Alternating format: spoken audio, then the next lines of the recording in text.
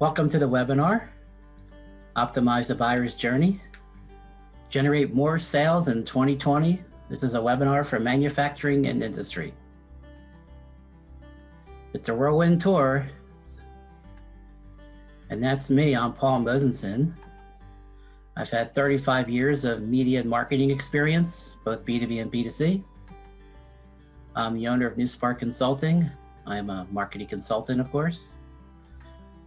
And I focus on lead generation, customer acquisition, media strategy, and conversion optimization. So first, a warning for everyone. There's a lot here. I'm going to be going through the slides fairly quickly because there's so much that can be optimized. But if you miss something, everybody's going to get a copy of this presentation. And for future webinars, I will take a deep dive into more specific elements. Okay, so hold on to your hat. Here we go. Are leads and sales keeping you up at night? Well, then it's time to fix the convince. The convince is defined as every single communication and persuasive element that occurs throughout the buyer's journey from initial awareness to final sale.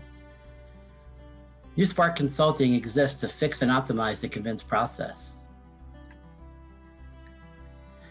In marketing, we convince to pay attention, click, and convert. Then in sales, we convince leads to be qualified by creating more interest, then convince them to receive proposals and buy. The entire buyer's journey optimization process is about convincing throughout the purchase funnel. The buyer's journey is the process buyers go through to become aware of, consider, and evaluate, and decide to purchase a new product or service. This is the buyer's journey process, pure and simple. The buyer's journey marketing is attracting interested prospects through website optimization, producing content or offers that engages, educates, and excites your audience, promoting it through the digital channels they're actually using, then converting visitors into contacts on your website with strategically placed calls to action and lead generation forms, and then nurturing them with valuable content and offers to transform interest into desire. So this is why you're here, because online lead generation is critical to your current and future business growth, and you want to learn how to optimize marketing in order to meet your goals.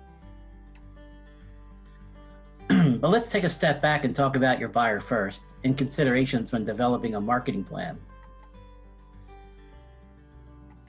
The sales cycle can last anywhere from 3 to 9 months, depending on the size and value of the order, the level of technical know-how needed, the number of specifications needed, and the number of decision makers involved in the process. Therefore, lead nurturing, or the process of staying in front of leads by sending them relevant educational content aligned with the buyer's journey, is essential to moving prospects through the funnel quicker. As the volume and cost of the deal goes up, more stakeholders are usually involved. B2B manufacturers must have educational content that addresses the needs of each buyer persona at each stage of their journey. For instance, a CEO is likely to respond to a different series of messages than the messages you might pitch to a director of engineering or a plant manager. Now keep in mind, the information gatherer may not be the decision maker, so it's important that your marketing also speaks to whomever is conducting the research.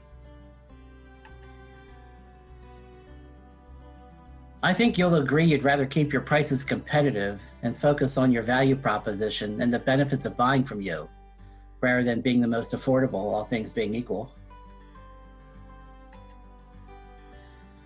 Effective manufacturing marketers must tap into the problems their buyers are trying to solve and align their marketing efforts with the language the audience is using.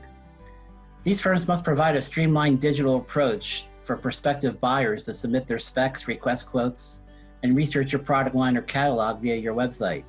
That's called conversion optimization. Here's some stats, and there'll be a few in this presentation. Again, if you miss any, everybody's going to get a copy of this. 94% of B2B buyers research online before making purchasing decisions. Another study shows that roughly 71% of B2B researchers begin with a common online search. So here potential customers are actively seeking information that will help inform a sound purchase decision. They don't want to be sold to yet, but rather solved to. So here's the reality, folks. After first identifying a problem or pain point, your customers are more likely to search online for a solution rather than engage with you in person at this stage. And as the number of millennials who influence buying decisions continues to rise, these buying behaviors will become even more prominent. Here's a few more. With industrial and manufacturing industries, 67% of purchases are influenced by digital. And most B2B buyers are already 57% of the way through the buying process before they even meet with the sales rep. So this is just more reassurance on how important digital marketing is with the future growth of your business. But before making a marketing optimization plan, it's best to recap who your customers are. Do a buyer persona analysis, not just for decision makers, but other influencers as well. As you see, it's not just demographics, but also what their pain points are and how they seek out solutions.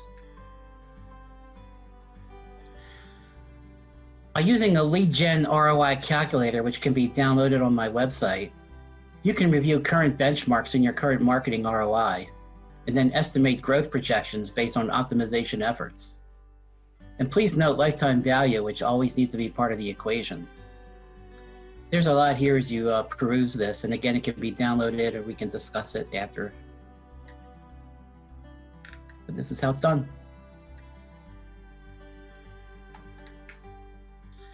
Let's get started with buyer's journey optimization with some ways to improve your website. Here's some more stats. 46% will leave a website because of a lack of message, and 37% will leave because of poor design and navigation. A single bad experience on a website makes users 88% less likely to visit the website again. Think about that. Many B2B websites fail their primary objective to help B2B buyers do their job, buying that is. It's all about persuasion. Persuade and convince better, higher conversion rate. When you consider your value proposition and how it's communicated on your website, ask yourself two questions. Why do prospects need you?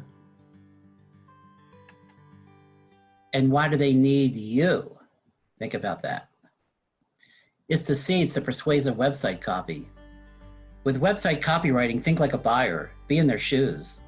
Convince them to engage and convert because you can solve their business problems, or they're leaving to find another vendor. You should know your competitive advantages. Your website should clearly explain why your firm should be chosen. It's called the value proposition. List your key features that audiences should care about, and also list your key benefits, why those features can solve their business problem. The benefits need to outweigh your features and attributes.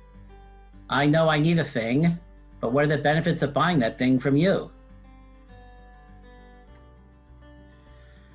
Websites can also contain some themes that can engage prospects. Bobcat uses a content strategy that often focuses on telling customer stories in order to show prospects how business owners just like them solve their problems with Bobcat equipment. Bobcat solves problems.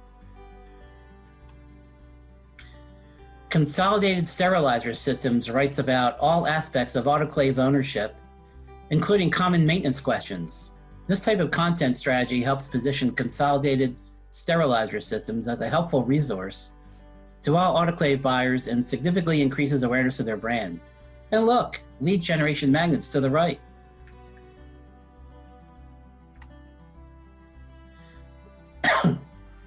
Testimonials, certifications, and industry badges prove that you're legitimate and trustworthy. This is convincing at its best. They better be on your website.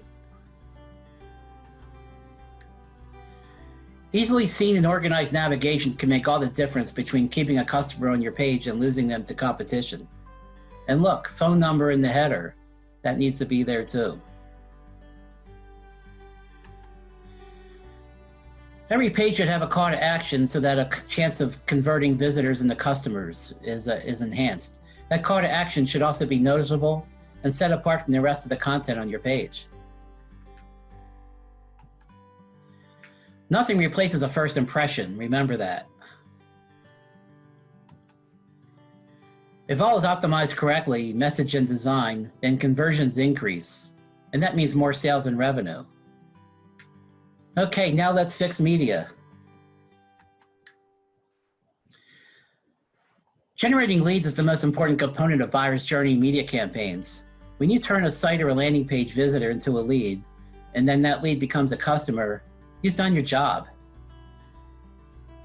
The best lead generation campaigns have these components: offers, content that is perceived as high in value; calls to action, a button with text that links to a landing page so people can easily find your offer in exchange for personal contact info; and the landing page itself, a page that contains information on the offer with the benefits of why that offer should be given to a prospect in exchange for the contact info. Digital media stats here: 83% of industrial professionals are using search engines to source information for work. 68% are specifically using the internet to find components, equipment, and services. 66% consult supplier websites for this type of information, and well over half are actively comparing products across supplier sites. Again, this all proves how important internet marketing is to the buyer. The first goal of any paid media program: capture interest in your message. The ads need to be interesting to a potential buyer. So I call this attraction science. Think about it.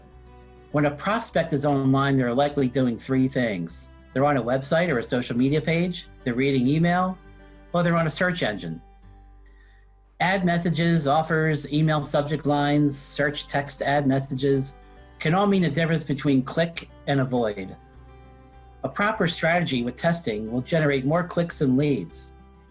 Now, little things mean a lot with buyer's journey optimization. First step: make me click because I'm interested. Here's some stats. 71% of B2B researchers begin their research with generic Google searches. And 90% of B2B researchers who are online use search specifically to research business purchases. And 75% of searchers never go beyond the first page. So in summary here, if you're not visible on Google, you need to be. If you sell your products online, then Google Shopping is a must. If your product pages are optimized for Google search engines, then hopefully you're within the first 2 pages of organic listings. And if not, paid ads get you right to the top of Google, where buyers begin their search. So here's how paid search works. In summary, does your ad offer a solution to a search query? There's 2 kinds of queries out there, really. There's how queries. These are question related. These are for buyers looking for problem-solving information. Content offers like white papers are ideal for these kinds of top funnel queries. And then there's need solution queries. These are called bottom funnel offers. They're researching vendors, so promote an offer or a call to action to these people. Keywords need to be aligned with your ad for relevancy, and ads quickly show how they solve the need of the query. Here's a search for a used filter press. Which ad would you click here? The first one: I don't need parts, but the whole thing. The second one is good. Mentions expert service and fast response. This one focuses on savings, but if I'm already searching used, I know I'm going to get savings. The fourth one is pretty good. Same day shipping, 25 years experience, and an offer, get a quote. But I need the entire press, not just the cloth. So I think I would pick ad number 2. Let's talk SEO briefly, search engine optimization. Are you tracking your search engine optimization efforts? Are you tracking trends of unbranded keywords? Unbranded keywords are terms that exclude your company name.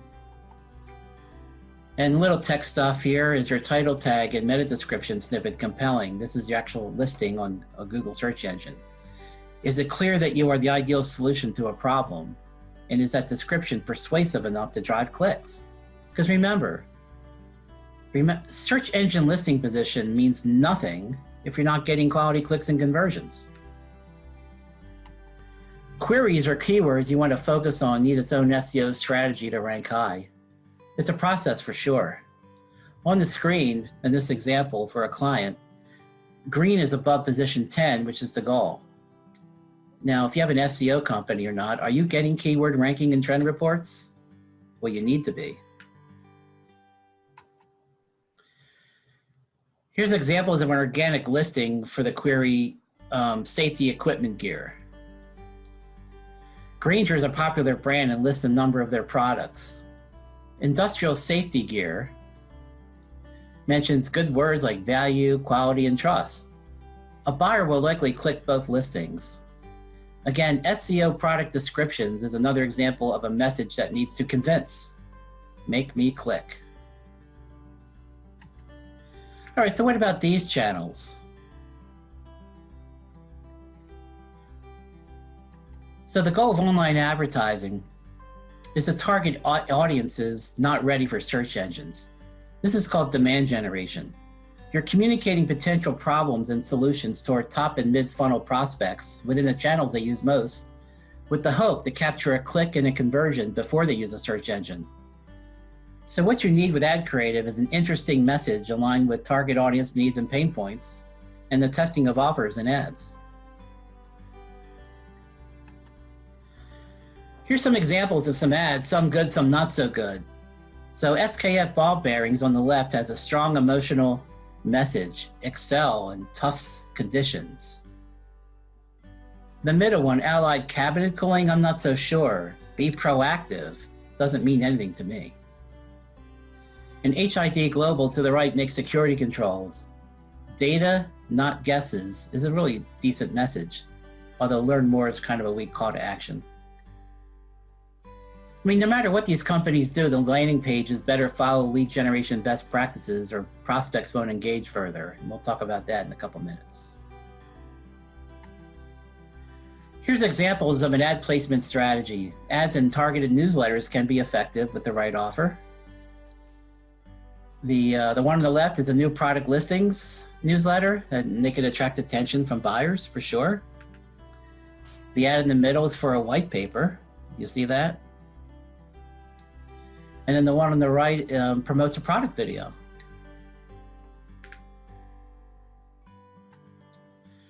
Industrial directory should be part of your marketing mix. Since most offer free listings, there's no reason you can't have some presence in all of them. Many have paid options as well for preferred positioning and allows more company detail. But if you're not on Google's first page, many of these directories are, and buyers use them looking for solutions. How about LinkedIn? Okay, well, I'm not here to do a comprehensive LinkedIn training, obviously, but I do want to give you some quick tips. First, have Sales Navigator. It has more search options, among other benefits. Here's an example of a granular lead search with a number of filters to choose from. It's always best to target geography by sales region. Here's a target for plant managers in the Philadelphia area. See that? 1,200. You can target accounts or companies by industry as well. So here are all the machinery firms in New Jersey and Pennsylvania with over 50 employees. 225. You can click to see all the employees at these companies. Now there's over 6,000. That's probably too much to engage with. So you can filter those leads by target audience. Seniority level, function. Now there's 287. And you can even save and tag those names on LinkedIn. So it acts as a CRM. When you save leads, you can be notified if and when they post an article on LinkedIn, and it gives you the opportunity to engage with that lead and get your name down. Okay, moving on. Let's fix content. Stats, of course. 62% of buyers say they can make a business decision based on online content alone. More than half of all B2B buyers view at least 8 pieces of content during the purchase process, and 82% of buyers view at least 5 pieces of content from the vendor prior to purchase. So there's no question having a written content strategy and deploying it properly is very critical to your long-term revenue goals. Blogging benefits are numerous. They provide website visitors with content that addresses their pain points. They demonstrate your firm's industry expertise. They establish trust and credibility early on in the sales cycle. And it keeps your website fresh for Google and other search engines. So think about that. Content marketing is about education. Educate me throughout the journey. At the awareness stage here, interest audiences at the awareness stage with content that addresses business problems and potential solutions. It's ideal for advertising and search marketing and social. It's the first step to driving leads in the top of the funnel. At the consideration stage, audiences are aware of their business problems and are in solution search mode. Webinars, videos, and more specific white papers that solve needs are important here, especially when nurturing prospects in your CRM. At the later stage, prospects are now actively evaluating a short list of vendors. Case studies, demos, trials, and vendor comparison content are critical at this stage.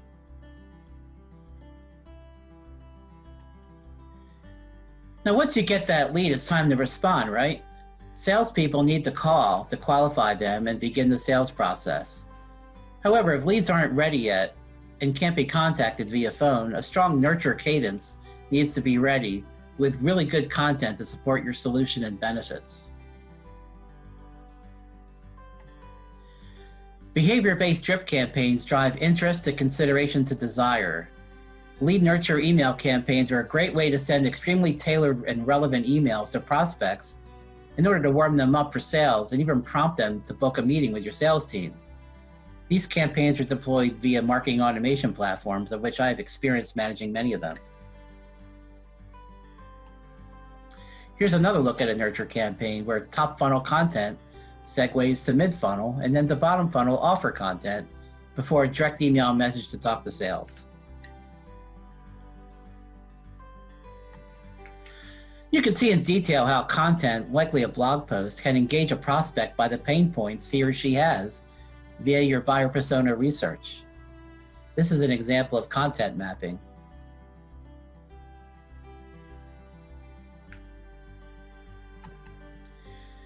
Email should have a strong branded template with compelling copy and call to action easily seen.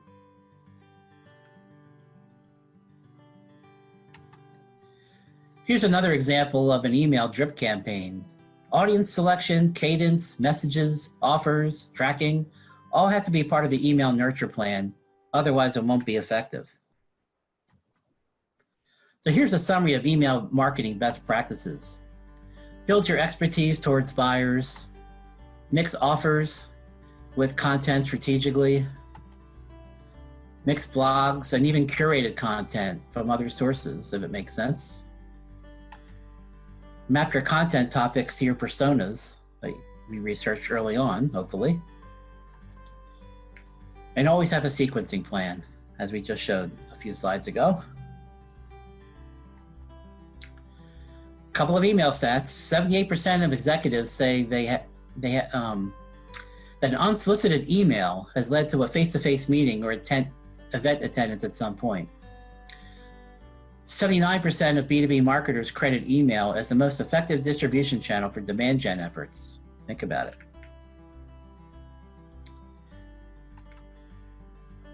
Determining great offers depends on a number of things: your own business model, lead gen or e-commerce, buying phase, competition, and revenue projection models. But having a strong offer and tested attracts prospects to click in the first place and convert. So guys, we need to have offers in your marketing. That's the whole idea. Lead generation.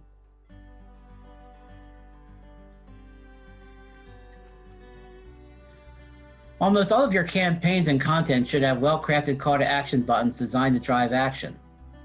You don't need just any CTA, you want a strong one that convinces people to act. There's two main purposes of a call to action: to tell someone what they should do and give them the motivation to do so.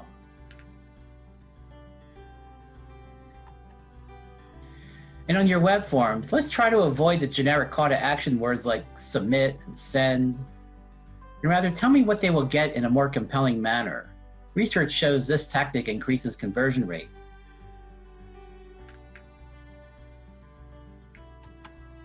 And keep the words you use to get people to fill out those forms focused and action-oriented. Here are some popular ones to test. Note how most give prospects a clear benefit.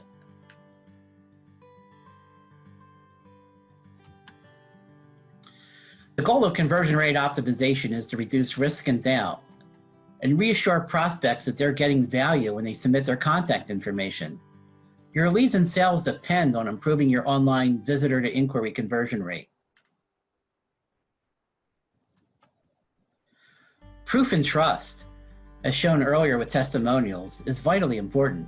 Case studies, associations you're in, client logos, aka happy customers, and more. These need to be on your site landing pages, especially where the web forms are.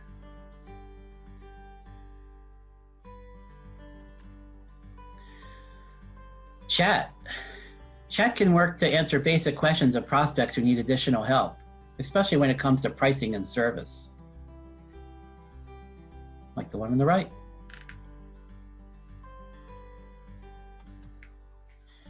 Simple web forms. Ask only the most relevant questions. You'll generate more conversions for sure. In fact, a stat. 69% of buyers indicated that excessive form field requirements would deter them from completing a contact form, and 65% stating they wouldn't submit a form if too much personal information was required. Think about that. So the best B2B landing pages are laser focused on one thing: capturing lead information for your sales team to follow up on. Landing pages don't need to make a sale. They shouldn't pretend to be your homepage. Too many of them try to do too much, which leads to confusion on the part of the customer. The end result is that your readers wander away. So here are the best practices on landing pages that support your advertising and marketing efforts. You want a clear and concise headline that's problem solving. Promote your offer clearly and simply. Your support copy needs to nail your product benefits and include those key trust factors like testimonials and client logos. And as just said, easy to use web forms with minimal fields. Have a newsletter?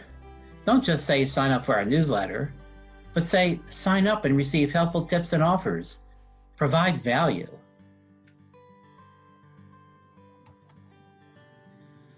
So everything discussed so far with buyer's journey optimization leads to that split second before someone clicks the submit button. Google calls this ZMOT, the zero moment of truth. It's that final decision whether to engage with your firm or not. Do you want more sales this year? It's time to optimize. Okay, final chapter. Let's fix measurement. I won't read these, but here's some scary measurement stats. As stated earlier, you need to be measuring conversion rates and ROI.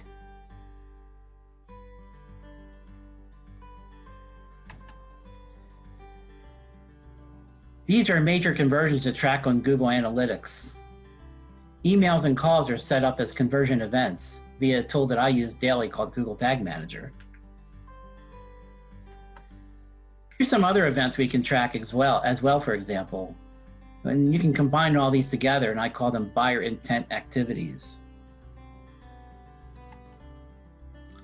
And here's another reminder. Any campaign reporting done needs to include customer lifetime value metric, or your marketing decisions will be made without the big picture in mind. So here's an example of a product worth $60. The lifetime value is $180. And so look at that big difference in overall revenue. Of course, the marketing spend is about 70,000. So in the first line, if you're just looking at the value of a sale, like a one-time sale, your ROI is minus 34. So as a decision, you might decide to cut that medium and reallocate those dollars. But if you use lifetime value, now your ROI is like 200%. So I'm going to keep that marketing channel and probably increase the budget.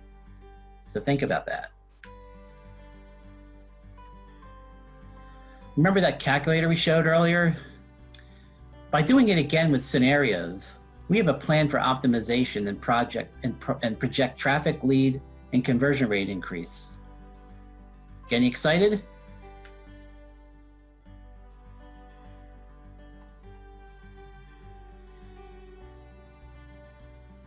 Can you imagine what occurs when we optimize your buyer's journey?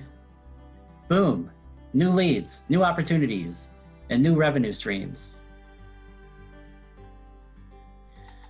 So sleep better at night, and thanks for attending today. I'm Paul Mosenson, and this is my contact info. Thanks for participating today. And I made it less than an hour, and I hardly coughed. So thanks very much, and I look forward to engaging further. Have a great day.